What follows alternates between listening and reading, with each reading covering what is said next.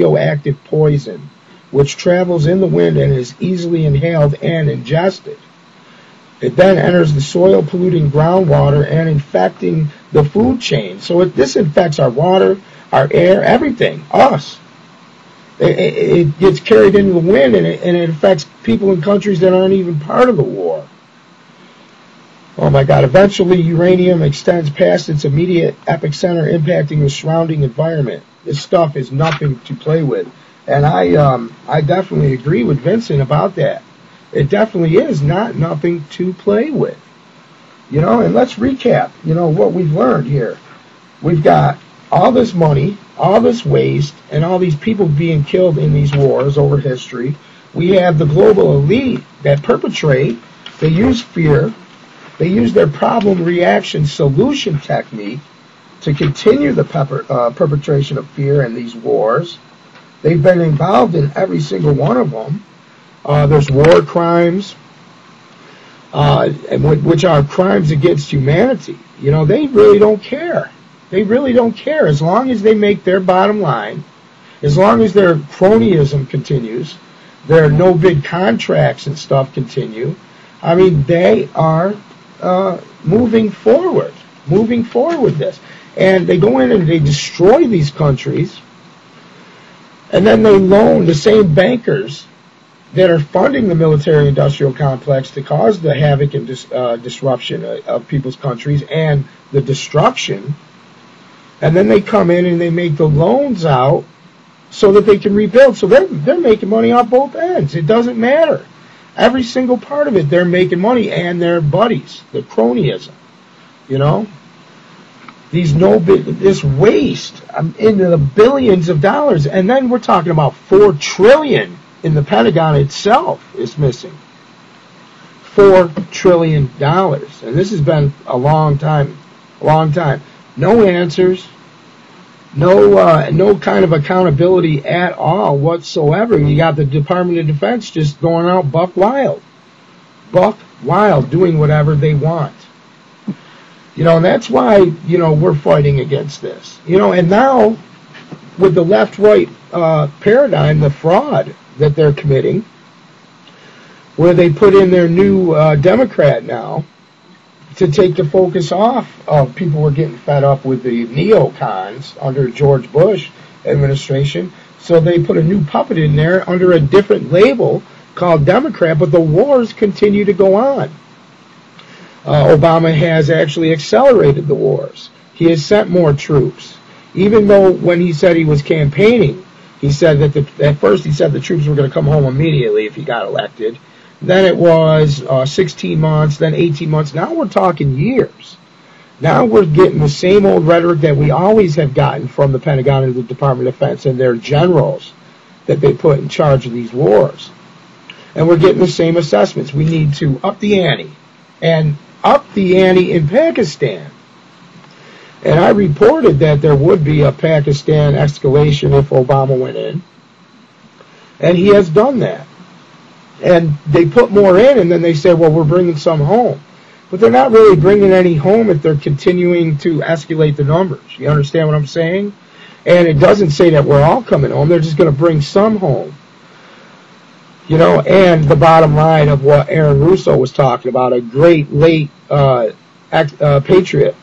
And he talked about how Rockefeller told him that this is this war on terror. If you have an invisible enemy, you could chase them around the whole world and spend all kinds of money, control all kinds of countries this way.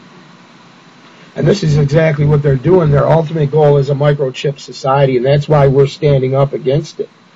That's why we are standing up against it. And you can't really cover everything in just a short period of time when it comes to war.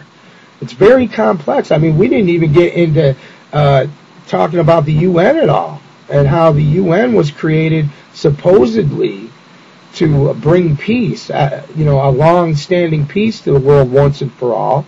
But we've seen nothing but an escalation of war since their creation, and they are actually involved in the escalation of these wars. So this international body, this world government model doesn't even work. You know, we've seen genocide and everything else under this banner of the UN. And then we didn't even get into any of the war crimes. You know, very little bit, but the United States isn't the only country committing war crimes. You know, we see it pretty much in every country that's involved in war. Israel, all of them. Okay, the UK, they're all guilty of war crimes. Every single last one of us. You know, and the thing is they're over there doing all this killing and destruction in our name. In our name. And then the rest of the world, this causes a security threat to us. Because the rest of the world looks at Americans like we're bullies and killers. You understand? When a majority of the American people are not behind these wars, a majority of the American people aren't even educated properly through the media as to be able to have a clear picture of what's going on, or to even be able to make an informed decision or an opinion on what's going on. That's how bamboozled and that's how controlled the information is. I mean, look at what we were talking about earlier, of how they banned now that you can take pictures of wounded and stuff. I mean, it's outlawed. It's against the law. Before, the journalists, they were allowed to take the photos, but they weren't publishing them. Now, they're not. It's against the law to even take the photos because they don't want to put a face on the war. Because if they do that, people will start understanding that there's a face behind every single one of these numbers. Every single one of these statistics has a mother, a father, brothers, sisters, family members. It's not just one victim. There's plenty of victims. And when we're fighting a war based on fraud, you know, think about what Aaron Russo was saying. This emulated out of 9/11, this our current situation here with this war. And we've seen it before, where they allowed Pearl Harbor to be attacked so that they could get into the war, because the president campaigned on the fact that he wasn't going to enter the war. And, you know, not only that, they did that with Vietnam. You know, you got the Tonkin incident. I mean, check this stuff out for yourself. I mean, there's a lot of stuff that you can't just get into in a short period of time. Like I said, it's a very complex issue, war. And the biggest thing is mind control. The military mind control is very strong, and then they have the mind control of the actual citizens, to where if you don't go along with what the administration does when it comes to war, and you're not supporting the troops. And it's important to support the troops and support these wars, because you don't want to be a bad American now, do you? You know what I mean? You don't want to speak out and dissent and disrespect the people that volunteer to protect our country, do you? And because most of these people are very sincere in their duties, and they take their oath to the Constitution very seriously, the majority. The problem is at the top echelons of the pyramid, we've got ruthless dictatorial type leaders out of control that are running these wars, that are inventing these wars, and like I said, are using problem, reaction, and solution to continue to perpetrate these frauds. And that's where they create the problem, 9/11. They look for your reaction based on fear, terror, same thing. And then they offer their solution, the Patriot Act, which was written up and on the display at the Council on Foreign Relations over a year before 9/11. You know, so, you know, they got these draconian laws they want to put through. They want to degrade our Constitution, our Bill of Rights, take away our liberties in the name of security. And they can't just do that, you know, coming out and saying, hey, we'd like to set up a police state and have endless wars in the Middle East. You'd say no, so they invent things like 9/11 so that they can get the people on board with it. And that's exactly what we're faced with. I mean, look, everywhere you look, they're perpetrating fear, terrorism. We heard it over and over again, politicians, terrorism, over and over again. 9/11, 9/11, 9/11.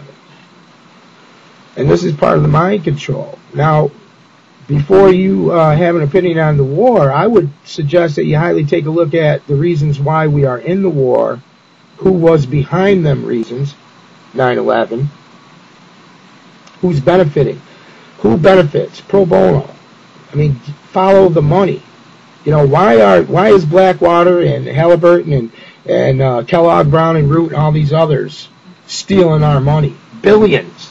And then what about the Pentagon with their trillions that are missing? How can this happen? You know, how come the American people haven't demanded more accountability? And that's because of the mind control fraud that they're perpetrating on you, making you feel guilty about dissenting or voicing an opinion or having a different viewpoint. Our freedom of speech is under attack.